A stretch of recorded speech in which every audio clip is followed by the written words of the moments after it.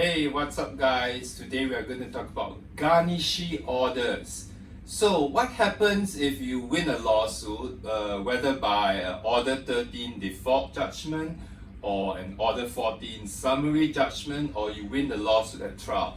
What happens if you win and the person who loses, who is called the judgment debtor, he doesn't pay you? Well, then you have to take out enforcement proceedings. And one of the ways to enforce a judgment is called Garnishee order. A Garnishee order is to get a third party to pay money to you instead of the judgment debtor.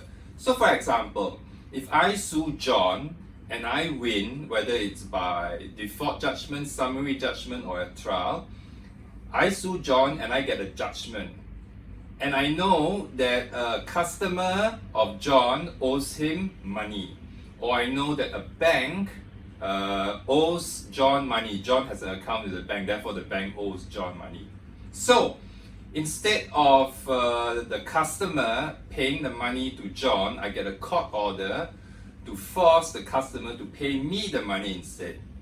In the case of the bank, if John has an account with the bank, I get a Garnishee order to freeze the money in the bank, and instead of the bank paying John the money, which is a debt owed to John, the bank will pay me the money instead.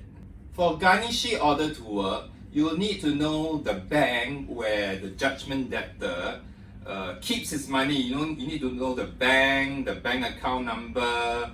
And in the case of someone who owes him money, like a customer or an employer, you need to know the identity of the customer or the identity of his employer, so that instead of paying John the money, the employer will pay me, or his customer will pay me instead.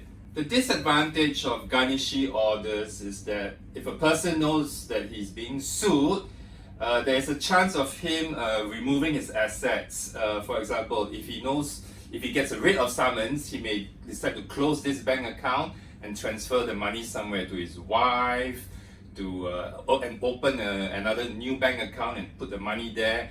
So you will need an element of surprise. That doesn't mean that people always close their accounts, because I have had some successful Garnishee orders where we have garnished a huge sum of money, $50,000, $100,000.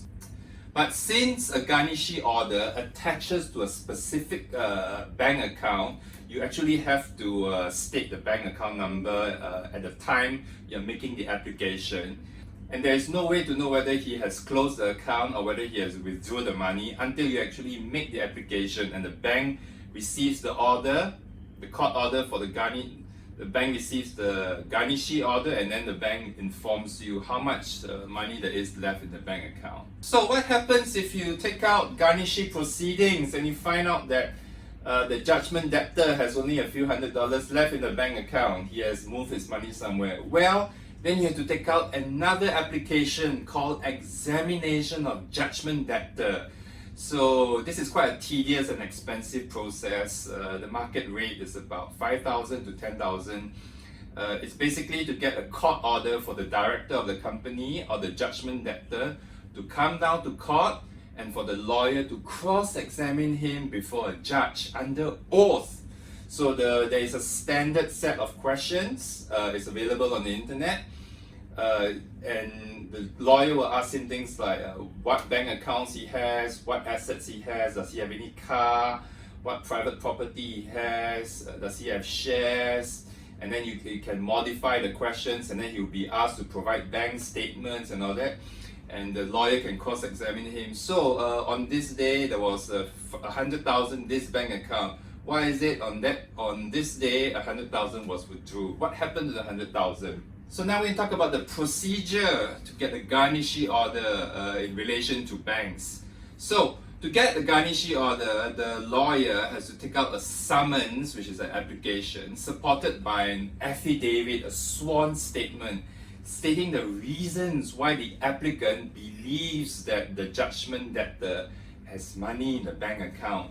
So the judgment creditor, the person who won the lawsuit, has to exhibit documents such as a previous check, a bank statement, into the supporting affidavit to explain why he believes that there's money in the bank. the judgment creditor can also call the bank to verify whether the judgment debtor still has an account. The affidavit will also compute the interest owed to the judgment creditor. So there will be an order for Garnishee to show cause, which the lawyer will then have to serve on the bank, and the bank will usually ask the lawyer to attend the hearing on its behalf. And then after the hearing, which is usually held without the lawyer present, the court will grant an order in terms, and then the lawyer then extracts the order, serves the order on the bank, and then the bank will freeze the monies in the bank and issue a check to the judgment creditor after deducting the cost of the Garnishee proceeding owed to the bank. So thanks for watching this video on Garnishee orders.